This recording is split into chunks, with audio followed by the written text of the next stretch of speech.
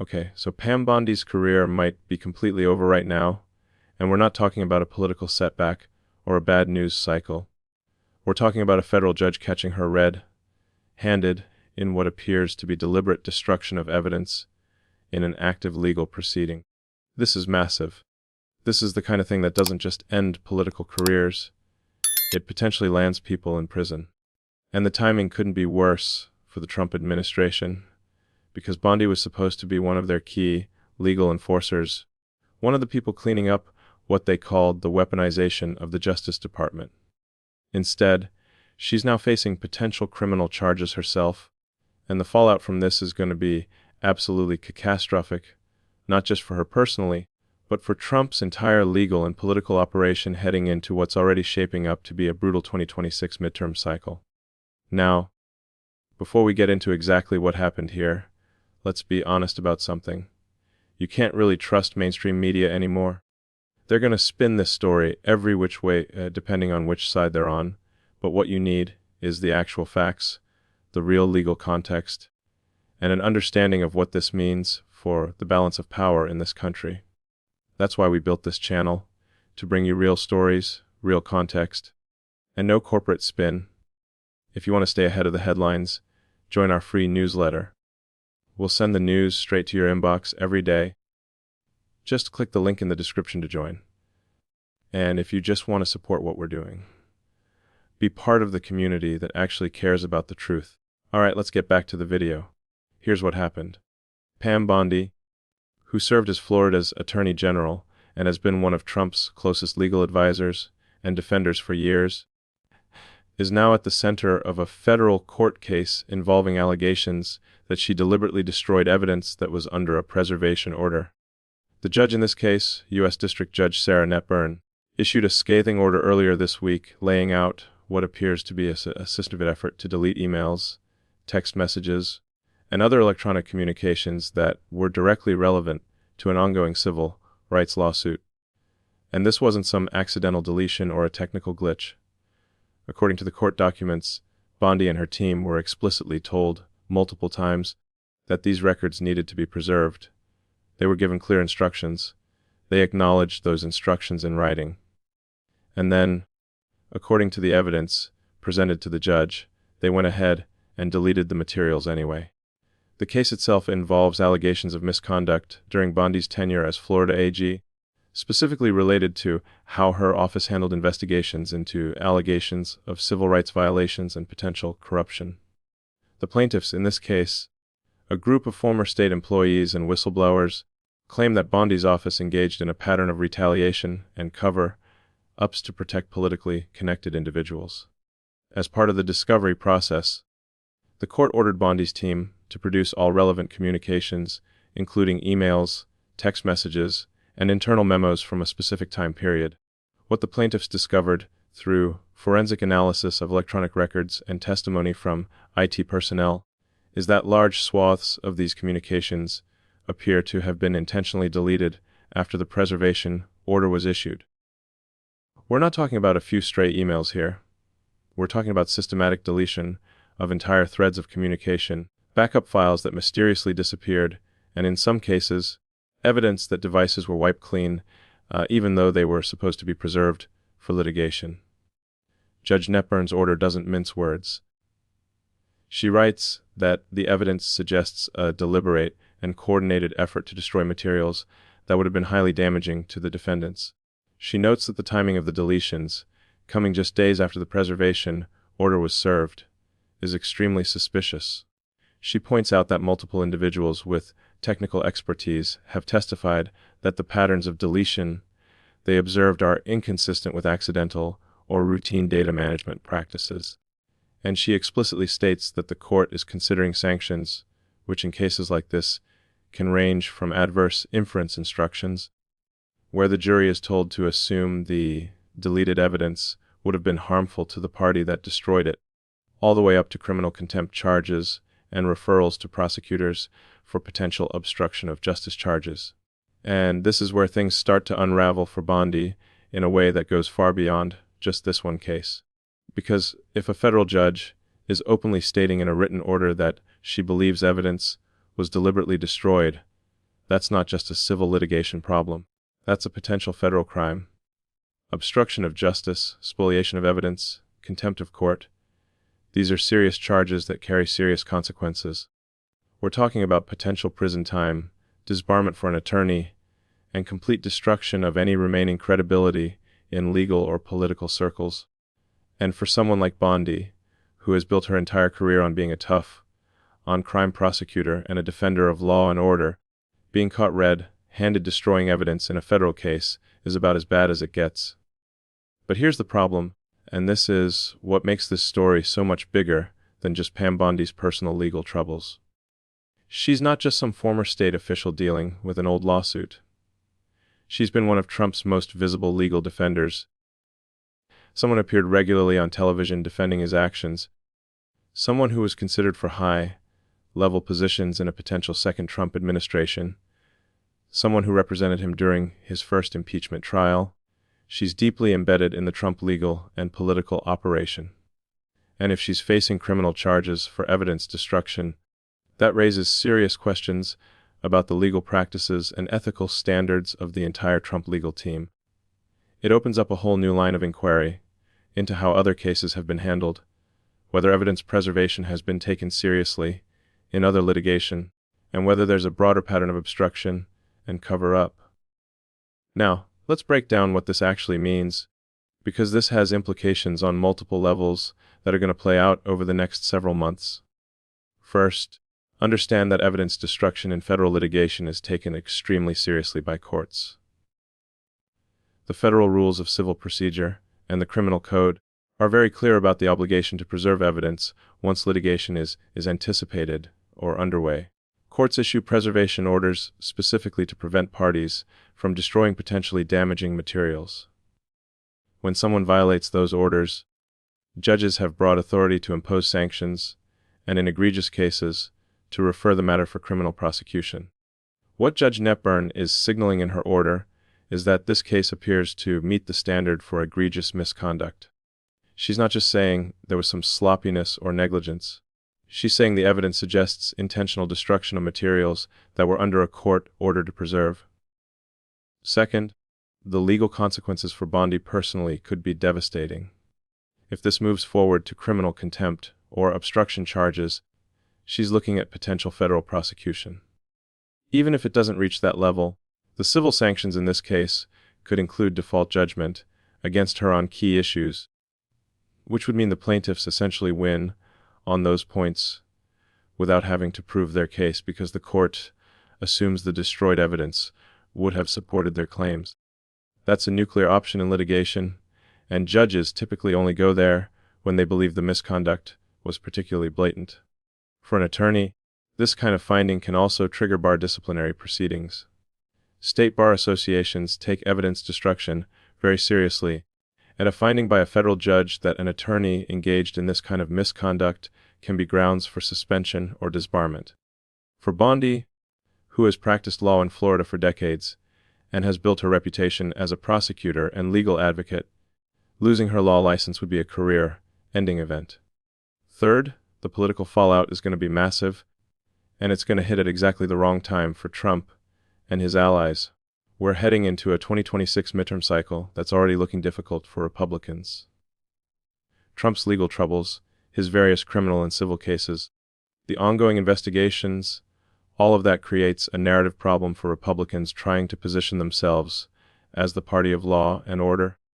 Now you add Bondi, one of Trump's most prominent legal defenders, being caught destroying evidence in a federal case, and that narrative becomes exponentially harder to maintain.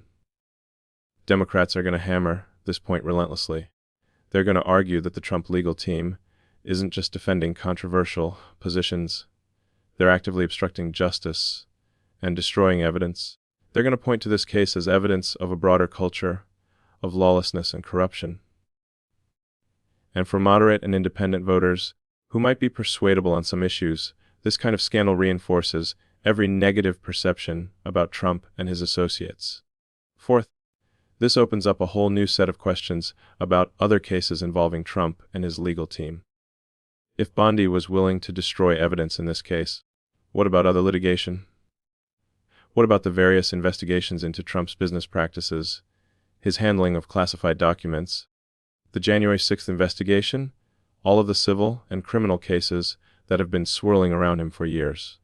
Were preservation orders followed in those cases? Was evidence properly maintained? Or is there a pattern of obstruction that goes beyond this one instance? These are questions that investigators, both in Congress and in various prosecutorial offices, are now going to be asking with renewed urgency. And even if the answer turns out to be that this was an isolated incident specific to Bondi, the mere fact that these questions are being raised creates doubt and suspicion that's incredibly damaging. Fifth, think about what this does to Trump's ability to attract competent legal representation going forward. We've already seen reporting over the past couple of years about how difficult it's been for Trump to find top-tier attorneys willing to take on his cases, in part because of concerns about getting paid, in part because of the reputational risk, and in part because of the chaotic way Trump sometimes handles legal strategy. Now you add to that mix the fact that one of his most prominent legal defenders is facing potential criminal charges for evidence destruction, and the message to other attorneys is pretty clear: working in Trump's legal orbit is not just reputationally risky, it's potentially career-ending and even liberty-threatening. That's going to make it even harder for Trump to assemble effective legal teams, which in turn makes it harder for him to successfully defend against the various legal challenges he's facing. Sixth, there's an institutional dimension here that's really important. Federal judges, regardless of their political leanings, take evidence preservation incredibly seriously because it goes to the heart of the judicial system's ability to function. If parties can just destroy evidence they don't like, then the entire process of civil litigation and criminal prosecution breaks down. You can't have a system where people get to decide which evidence gets preserved and which gets destroyed based on whether it's helpful or harmful to their case. That's not how justice works.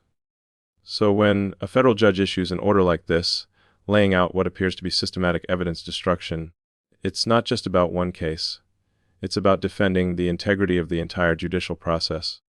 And that means other judges are going to be watching this case closely, and if they see evidence of obstruction or cover up in cases before them, they're going to be much more aggressive about imposing sanctions and referring matters for criminal prosecution.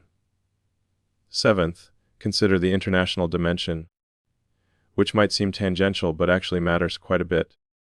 Trump and his allies have spent years arguing that the American legal system has been weaponized against them, that they're being persecuted for political reasons, and that the rule of law in America is under threat. This is a message they've taken to international forums, to foreign leaders, to anyone who will listen. But now you have a federal judge, in a case that has nothing to do with Trump directly, but involves one of his closest legal allies, laying out evidence of what appears to be deliberate obstruction of justice. That completely undercuts the narrative about political persecution.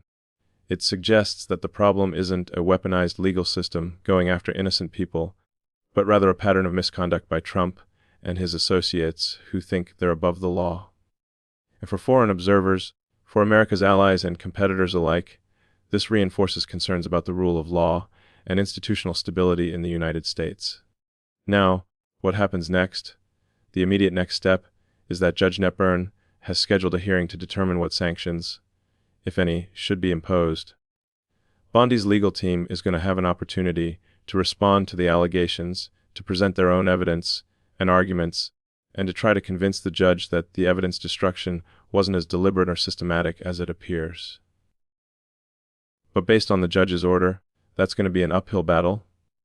The forensic evidence, the testimony from IT personnel, the timing of the deletions, all of that is going to be very difficult to explain away. If the judge proceeds with significant sanctions, that could include adverse inference instructions, monetary penalties, or even referral to federal prosecutors for potential criminal charges. If it gets referred for prosecution, then the U.S. Attorney's Office for the relevant district would have to decide whether to bring charges. That's a discretionary call, but in a case where a federal judge has already laid out a detailed factual basis for believing obstruction occurred, prosecutors are going to take that very seriously. At the same time, this is going to trigger a broader political and media firestorm. Democrats in Congress are already calling for investigations into whether Bondi's conduct in this case is part of a broader pattern involving Trump's legal team. House committees, now under Democratic control, are going to want to hold hearings, issue subpoenas, and dig into the details of how evidence was handled in various Trump-related cases. Republicans are going to try to defend Bondi, argue that this is political persecution, claim that the judge is biased, all the standard defenses we've seen in cases like this. But the problem is, when you have a federal judge laying out specific factual findings in a written order, those defenses become much harder to sustain. It's one thing to claim political bias in the abstract. It's another thing to explain away forensic evidence of deleted emails and wipe devices. For Trump personally, this creates yet another major headache at a time when he's already dealing with multiple legal challenges. He's facing criminal charges in multiple jurisdictions. He's dealing with civil litigation over his business practices. He's contending with ongoing congressional investigations. And now one of his key legal defenders is potentially facing criminal charges herself. Each of these individual cases might be manageable on its own, but collectively they create a narrative of legal chaos and misconduct that's incredibly damaging politically. And as we head into 2026, with midterm elections that are going to be crucial for determining control of Congress and setting the stage for 2028, this kind of scandal is exactly what Republicans don't need. There's also the question of how this affects Trump's legal strategy in his own cases. Bondi has been not just a defender of Trump in the court of public opinion, but also someone who's been advising him on legal strategy, helping to coordinate messaging, and serving as a liaison between Trump and various legal teams. If she's now radioactive because of her own legal problems, that removes an important piece from Trump's legal chessboard. It also raises questions about whether any of the legal strategies she was involved in developing might now be subject to additional scrutiny or investigation. And let's be honest about the broader implications for the legal profession and for public trust in the justice system. When high-profile attorneys, people who have served as state attorneys general, and who have been held up as examples of legal excellence, are caught destroying evidence, it erodes public confidence in the legal system as a whole. People start to wonder whether the rules apply equally to everyone, or whether powerful, well-connected individuals can get away with things that ordinary people would be prosecuted for. That's corrosive to the rule of law, and it's something that should concern anyone who cares about the integrity of American institutions, regardless of their political affiliation. So here's the bottom line. Pam Bondi, one of Trump's most prominent legal defenders, has been caught by a federal judge, apparently destroying evidence in a civil rights case. This isn't a minor procedural violation. This is potentially criminal obstruction of justice. The judge has laid out a detailed factual basis for believing the evidence destruction was deliberate and systematic, and she's considering serious sanctions, including potential referral for criminal prosecution. For Bondi personally, this could mean the end of her legal career, potential criminal charges, and complete destruction of her reputation. For Trump and his political operation, this is yet another major scandal at exactly the wrong time, heading into a midterm cycle where Republicans are already facing significant headwinds. It reinforces every negative narrative about Trump and his associates being above the law, unwilling to follow the rules, and engaged in systematic obstruction and cover-up. It raises serious questions about how evidence has been handled in other Trump-related cases, and whether there's a broader pattern of misconduct. And it undermines Trump's ability to attract competent legal representation going forward, because what attorney wants to risk their career and their freedom by getting involved in this kind of chaos? This story is far from over. We're going to see hearings. We're going to see potential criminal charges. We're going to see congressional investigations. And we're going to see this play out in the media and in the political arena for months to come. Keep your eyes on what Judge Netburn does at the sanctions hearing. Watch to see if federal prosecutors pick up the case. Pay attention to how this affects Trump's other legal battles, and watch how this plays politically as we head into 2026. This is the kind of scandal that doesn't just fade away because it goes to fundamental questions about the rule of law, the integrity of the legal system, and whether powerful people are going to be held accountable for obstruction of justice. And right now, based on what we're seeing from this federal judge, it looks like Pam Bondi's career might be collapsing in real time, and the fallout is going to be massive.